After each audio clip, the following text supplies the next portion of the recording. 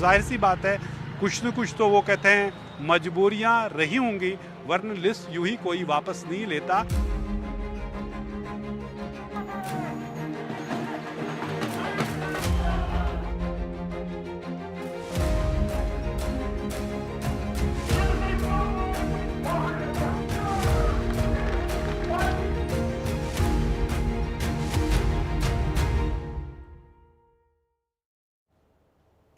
नमस्कार, मैं हूं विकास भदौरिया। आप सभी को कृष्ण जन्माष्टमी की ढेर सारी शुभकामनाएं। आप देख रहे हैं खबर पक्की है। आज हम बात करेंगे जम्मू कश्मीर के विधानसभा चुनाव की बढ़ती सरगर्मी की। आज सुबह खबर आई कि यहां बीजेपी के अंदर टिकट को लेकर खींचतान चल रही है और इसी वजह से पार्टी ने पहली सूची, उम्मीदवारों की पहली सूची जारी करने के बाद वापस ले ली।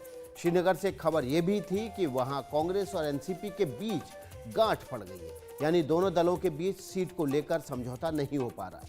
लेकिन हम ये मानते हैं कि कश्मीर से इन खबरों का आना ही आज की सबसे बड़ी हेडलाइन है। बुलेट की जगह बैलेट की खबर आना ये साबित करता है कि कश्मीर की तस्वीर बदल गई है। कश्मीर से इन खबरों का आना ये भी साबित करता है कि कश्मीर की तस्वीर ही नहीं बदल गई है, सब कुछ धीरे धीरे जो बदला था 370 हटने के बाद उसकी प्रक्रिया तेज हो गई। हम इसलिए ये कह रहे हैं कि यही समय है सभी दलों को मिलकर साबित कर देना चाहिए कि कश्मीर में चाहे कोई जीते कोई हारे, वहाँ लोकतंत्र जीतेगा और ये तय है। ये रिपोर्ट देखिए। पहली लिस्ट जारी की गई। लिस्ट में 44 नाम शामिल किए गए, लेकिन फिर लिस्ट वापस ले ली गई और इस लिस्ट को छोटा करके सिर्फ 15 नाम रखे गए हैं। कुछ देर बाद एक और लिस्ट जारी की गई, इसमें भी एक नाम रखा गया, यानी 44 की जगह 16 नाम रह गए। तो वो 28 नाम कहां गए? तो जाहिर सी बात है कुछ न कुछ तो वो कहते हैं मजबूरियां रही होंगी, वरना लिस्ट यूं ही कोई वापस नहीं लेता। जम्मू कश्मीर में मजबूरियां दोनों तरफ हैं, बीजेपी की तरफ भी और गठबंधन की तरफ भी। बीजेपी के सामने आखिर क्या मजबूरी है कि उसे आनन फानन में अपनी लिस्ट को वापस लेना पड़ा, और गठबंधन के खेमे में आखिर क्या मजबूरी है कि आखिरी वक्त तक सीट शेयरिंग को लेकर पसोपेश जारी है। आगे की खबर सुनने से पहले ध्यान रहे कि जम्मू कश्मीर में 3 चरणों में विधानसभा चुनाव होने हैं। मतदान 18 सितंबर, 25 सितंबर और 1 अक्टूबर को होने जा रहे हैं और कल पहले चरण के नामांकन के लिए आखिरी दिन है। जैसे ही बीजेपी ने उम्मीदवारों की पहली लिस्ट जारी की और ये लिस्ट पार्टी के नेताओं और कार्यकर्ताओं के बीच पहुंची, विवाद शुरू हो गया।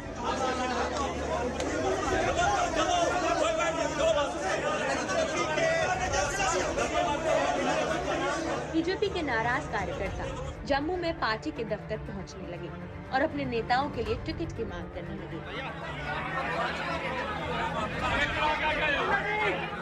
हम संगठन के लोग हैं, जब एक तरफ संगठन बोलते हैं और दूसरी तरफ हम लोगों संगठन को कोसते रहते हैं, ऐसा काम नहीं होना चाहिए। मैं उन लोगों को संगठन का बंदा नहीं कहता, मैं कहता हूँ कि संगठन के हित में नहीं, वो अपने हित में काम कर रहे हैं। मेरा रोष प्रकट होना ही है। मैं 18 साल से, जैसे एक बच्चा स्कूल में निकल के जाता है, मैं सुबह से लेकर शाम तक भारतीय जनता पार्टी का कार्य करता था और पूरा दिन समाज को जोड़ने के लिए, जिस टाइम पे मैंने अपने घर में झंडा लगाया था, लोग भारतीय जनता पार्टी का झंडा नहीं लगाते थे अपने घर में। ठीक है, आज मेरे साथ नाइंसाफी हुई है। कल जो पैराशूट से एसएसपी मोहनलाल की परसों ज्वाइनिंग होती है जहाँ पे, और आज उसका मैंडेट दिया जाता है। अगर ये मैंडेट नहीं बदला गया तो इसका खामियाजा भारतीय जनता पार्टी को भुगतना पड़ेगा। पिछले 15 साल से मैं इस पार्टी के लिए काम करता हूँ। आज कैंडिडेचर अनाउंस होता है, आप किसी को भी टिकट दे दो, हम ये कहते हैं कि भारतीय जनता पार्टी के कार्यकर्ता को आप टिकट दो। जो पहले मुझे बताए भारतीय जनता पार्टी का कौन सा ऐसा क्राइटेरिया है, कौन सा क्राइटेरिया बनाया है जिससे भारतीय जनता पार्टी को कैंडिडेचर दिया जाता है? मुझे बताइए, क्या वो ऐसी चेकलिस्ट बनाई है भारतीय जनता पार्टी ने? बीजेपी के लिए सबसे बड़ा चैलेंज ये है, जो इनके चेहरे थे पिछले 10 साल से या 6 साल से, वो कहीं गायब हैं इस लिस्ट से जो पहले निकाला गया था। कविंदर गुप्ता बीजेपी के जो डिप्टी चीफ मिनिस्टर रहे, स्पीकर रहे, उसका नाम गायब था। डॉक्टर निर्मल सिंह बीजेपी के प्रेसिडेंट भी रहे हैं, डिप्टी सीएम भी रहे हैं, उसका नाम गायब था।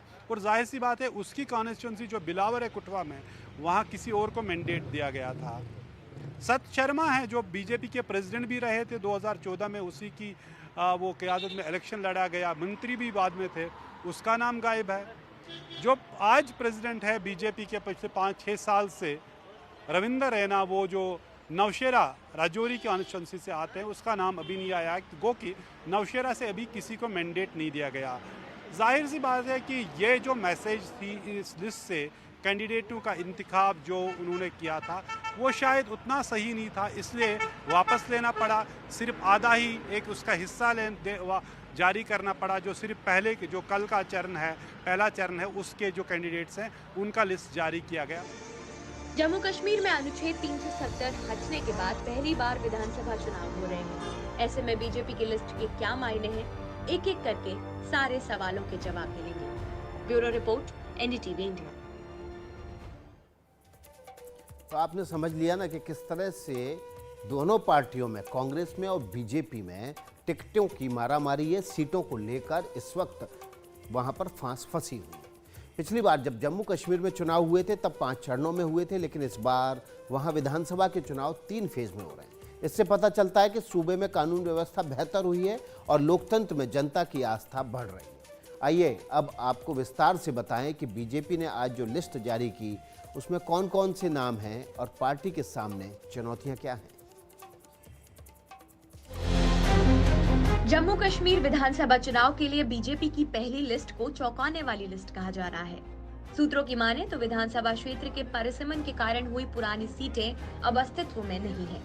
यही वजह है कि पार्टी को नए समीकरण के हिसाब से उम्मीदवारों का चयन करना पड़ा है।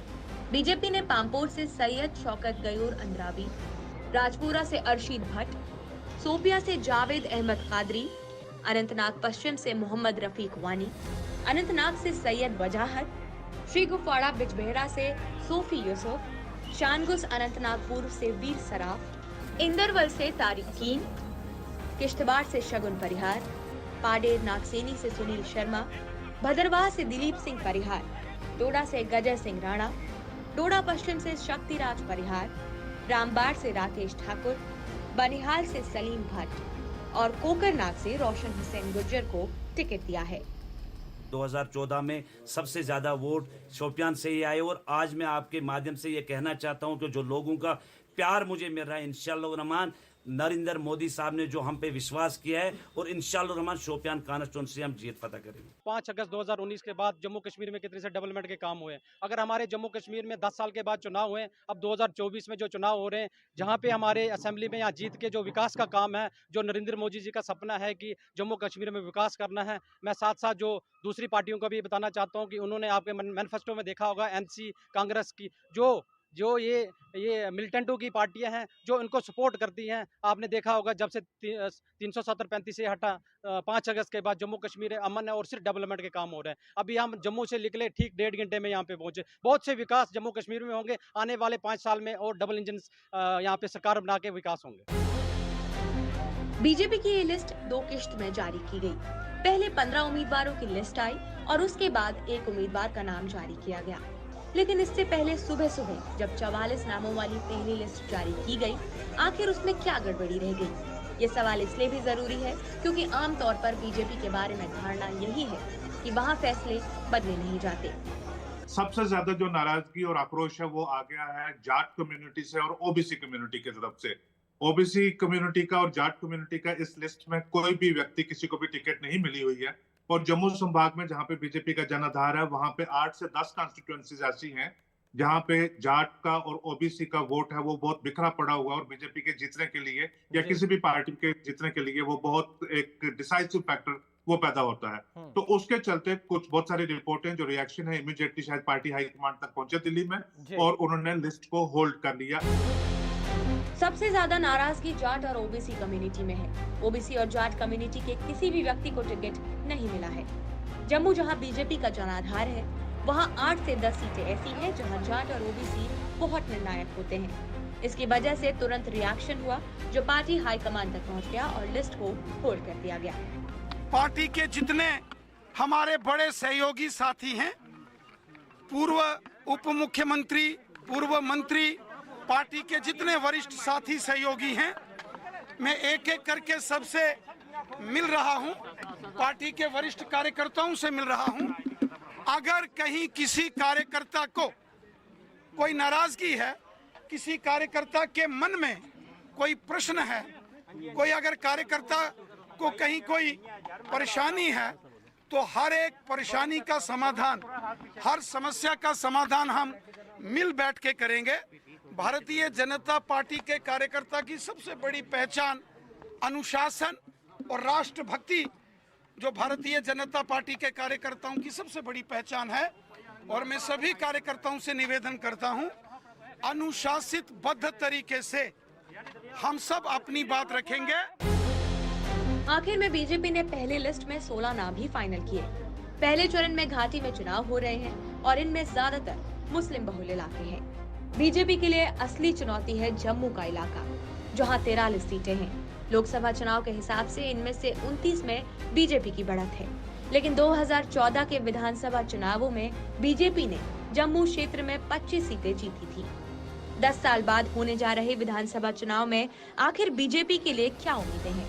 कि लोकसभा इलेक्शन में देखने को मिला है कि जो बीजेपी के वोटिंग परसेंटेज है वो उधमपुर कॉन्स्टिट्यूंसी में 31 से घट के 11% आई है और जम्मू में 25 से घट के 10% आई है। अच्छा। लोकसभा इलेक्शन में आपने देखा है कि खास करके नॉर्थ इंडिया में एक चीज बन गई है कि 1 पर्सन 2 वोट्स। वही व्यक्ति नेशनल इलेक्शन में किसी दूसरी पार्टी को वोट देता है, यानी भाजपा को वोट दे देता है, वही व्यक्ति स्थानीय इलेक्शन में किसी दूसरी पार्टी को वोट दे देता है।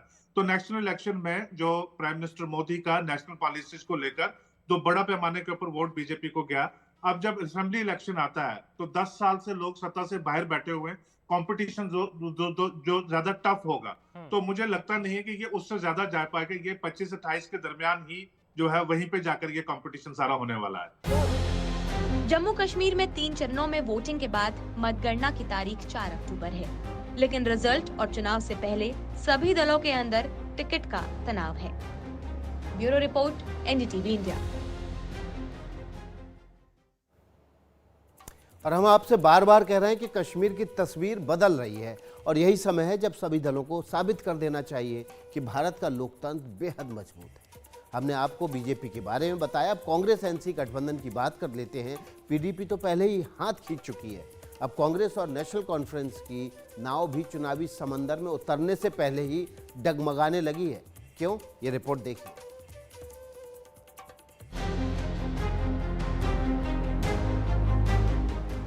चुनावी मझधार में नाव सिर्फ बीजेपी की ही नहीं बल्कि कांग्रेस और एनसी गठबंधन की भी फंसी है। कांग्रेस ने केसी वेणुगोपाल और सलमान खुर्शीद को बातचीत के लिए श्रीनगर भेजा। दोनों नेताओं की फारूक अब्दुल्ला से 2.5 घंटे तक बातचीत हुई, लेकिन फिलहाल कोई नतीजा नहीं निकल सका है। कहा जा रहा है कि विवाद सीटों के बंटवारे का है। सूत्रों के मुताबिक नेशनल कॉन्फ्रेंस घाटी में कांग्रेस को 47 में सिर्फ 7 सीटें दे रही है, लेकिन कांग्रेस वहां 10 सीटों से कम सीटों पर राजी नहीं है। इसी तरह जम्मू में नेशनल कॉन्फ्रेंस 43 में से 15 सीटें मांग रही है। दोनों ही जगहों पर दोनों पार्टियों के बीच सहमति नहीं बन पा रही है। खुद राहुल गांधी ने इस महीने की 23 तारीख को श्रीनगर में अपनी पार्टी के कार्यकर्ताओं से कहा था कि गठबंधन में उनके हितों की अनदेखी नहीं होगी। अगर कॉन्फिडेंस से, निडरता के साथ किसी ने जम्मू कश्मीर में काम किया है तो वो कांग्रेस का कार्यकर्ता है। कि गठबंधन होगा मगर कांग्रेस पार्टी के कार्यकर्ता की इज्जत, रिस्पेक्ट मेंटेन करके होगा। सीधी सी बात है, प्यार से होगा, दोस्ती से होगा, मगर हमारा जो कार्यकर्ता है उसकी रिस्पेक्ट के साथ होगा। हमारे जो लीडर्स हैं उनकी रिस्पेक्ट के साथ होगा, क्योंकि आपने अपनी पूरी जिंदगी कांग्रेस पार्टी की विचारधारा की रक्षा करने में, कांग्रेस पार्टी की थिंकिंग को आगे बढ़ाने में दी है। 22 अगस्त को राहुल गांधी और मल्लिकार्जुन खड़गे ने नेशनल कॉन्फ्रेंस के मुखिया फारूक अब्दुल्ला से मुलाकात की थी, जिसके बाद फारूक ने गठबंधन का ऐलान भी किया था। देखिए, कांग्रेस और हम इकट्ठे हैं। हम तारिगामी साहब भी हमारे साथ हैं और मुझे उम्मीद है कि हमारे लोग हमारे साथ हैं, कि हम लोग भारी अक्सरियत से अल्लाह की मेहरबानी से जीत सकें और लोगों के लिए बेहतरी कर सकें।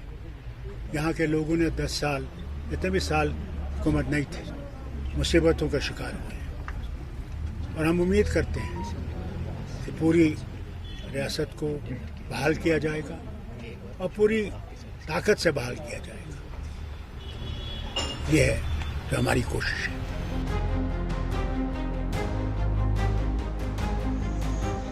Bureau report, NDTV India.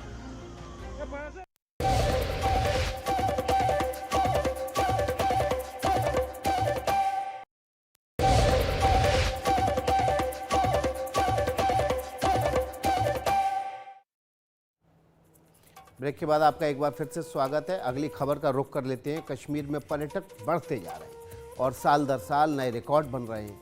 मई महीने में राज्य में 12.5 लाख सैलानी पहुंचे थे। ऐसा माना जा रहा है कि साल 2024 में टूरिज्म के क्षेत्र में कश्मीर अपने सारे पुराने रिकॉर्ड तोड़ देगा। कश्मीर के चुनाव पर उन पड़ोसियों की भी नज़र है जहां चुनाव के बाद भी लोकतंत्र स्थापित नहीं हो पाता है। यही समय है जब उन नापाक साजिश करने वाले मुल्कों तक भी ये संदेश पहुंचना चाहिए कि भारत का लोकतंत्र बहुत मजबूत है। उसके खिलाफ षड्यंत्र या साजिश करने वाले कभी कामयाब नहीं हो पाएंगे।